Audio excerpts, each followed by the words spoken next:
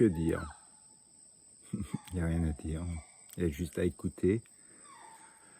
Donc, je me trouve exactement sur la parcelle Virola-Quatté que nous avons installée avec Daniel Sabatier en juillet 84, soit pratiquement 39 ans et demi, et puis quelques années après qu'ils aient déjà cartographié la forêt. Nous avions choisi cette zone parce qu'elle se trouvait entre deux arbres porteurs, deux arbres fructifères, dont le type qui a servi à la description du Virola-Quatté, le numéro 1059, qui se trouve juste un petit peu au-dessus de nous. Et j'y avais donc étudié la régénération des deux espèces de Virola, Virola-Quatté et Virola-Micheli, sur une bande de 180 mètres de longueur par 25 mètres de large.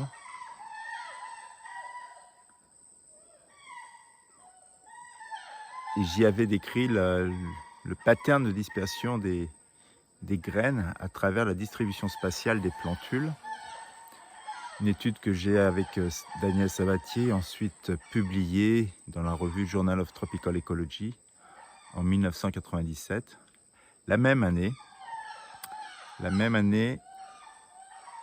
lorsque Daniel Sabatier a décrit l'espèce, auparavant appelée Species Nove. Et donc cette espèce est dédiée à la Telle Hispanicus que nous entendons ici vocaliser tout autour de nous, de moi en tout cas, qui s'active dans la canopée. Ça fait un peu plus de 45 minutes maintenant qu'ils m'ont repéré. Je pense qu'ils sont un peu énervés, mais une fois de temps en temps, c'est pas trop grave. Il y avait plusieurs groupes, ils se sont regroupés ici. Ils ont apparemment mangé dans un arbre, je vais aller voir. Ils ont beaucoup déféqué des graines, donc je verrai si ce sont des graines de Virola-Quatté. On est réellement dans une forêt incroyable, splendide, qui, en tout cas, depuis 40 ans que je la connais, n'a pas beaucoup changé. Même les arbres qui étaient déjà tombés à l'époque sont encore au sol, d'autres sont tombés depuis. Mais on a l'impression que la forêt se régénère, pareil à elle-même, avec quelques déplacements des arbres, mais les mêmes espèces sont présentes. Et en tout cas, tout cela est aussi favorisé par la dispersion des graines, par les quattas qu'on entend vocaliser derrière nous, ou autour de nous, en haut, à différentes altitudes. Une branche qui casse. Voilà, ça c'est un quatta qui est un peu énervé, qui fait tomber des branches.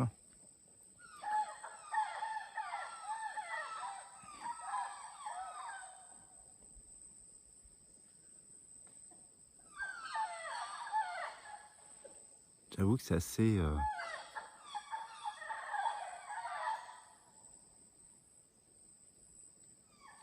incroyable de pouvoir m'enregistrer avec mon iPhone, là. Le son aussi, qualité certes moindre que celle de mes collègues de l'école d'écoacoustique, mais c'est pas grave. On va essayer de revenir avec du matériel de qualité pour enregistrer ces sons, rendre l'ambiance de cette forêt. On entend au loin la cascade du Sopararé qui se trouve à peu près à 1 kilomètre d'ici, atténuée par la végétation. Je suis exactement dans un chablis, donc une ouverture. On le voit ici, hein, le tronc derrière moi.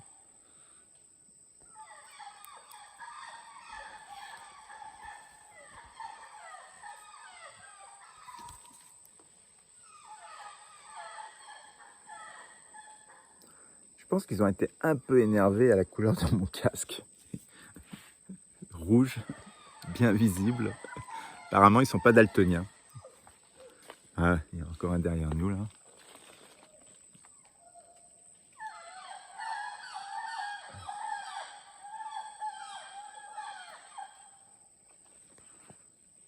C'est assez unique.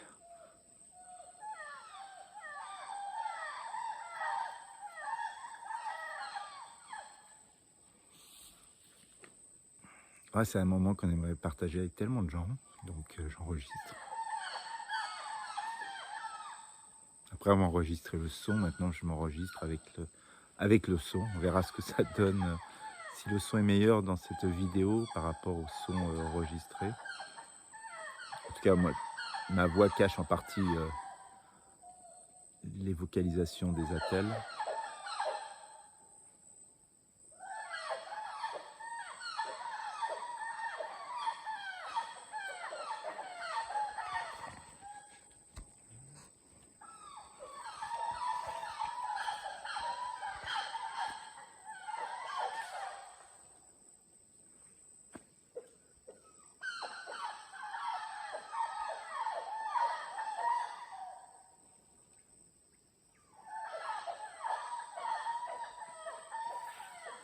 Alors c'est sûr, ce ne sont pas les chimpanzés, mais l'attelle paniscus, c'est quand même le roi de la forêt ici. Le roi, en tout cas, c'est l'espèce suprême de la canopée. C'est sûr que lorsqu'on a une bande d'attelles comme ça dans la canopée, il faut mieux se planquer si on est un singe hurleur ou un singe capucin. Ils sont assez impressionnants quand même.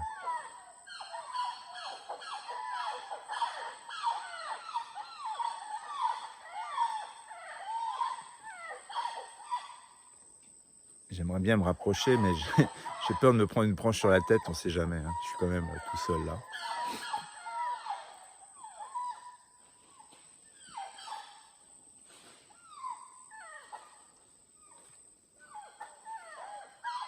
Ça bouge dans le sous-bois, dans la canopée.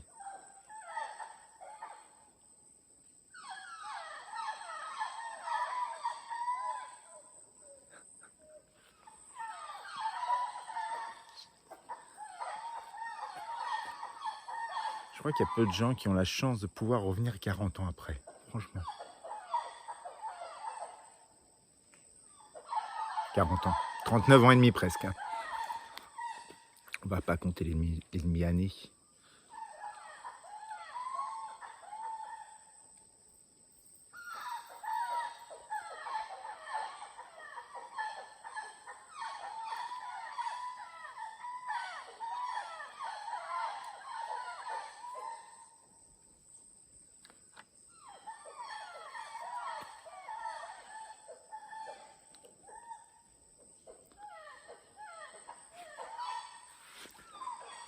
Donc si j'additionne les 45 minutes de vocalisation plus les 10 minutes de cette vidéo, on atteint pratiquement 55 minutes de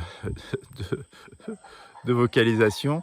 Alors ces vocalisations auront été aussi enregistrées par l'audiomorphe que j'ai installé en haut d'un Virola en fruits au début du Léon Muséum. Donc comme on n'en est pas très loin, à vol d'oiseau, ça devrait être quand même assez audible.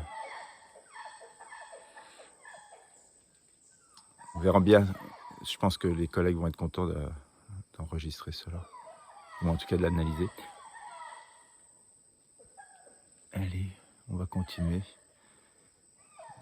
Je vais aller voir ce qu'ils ont déféqué. Puis je vais essayer de retrouver bien sûr le Virola aquaté 1059, le type de l'espèce, qui est juste à côté.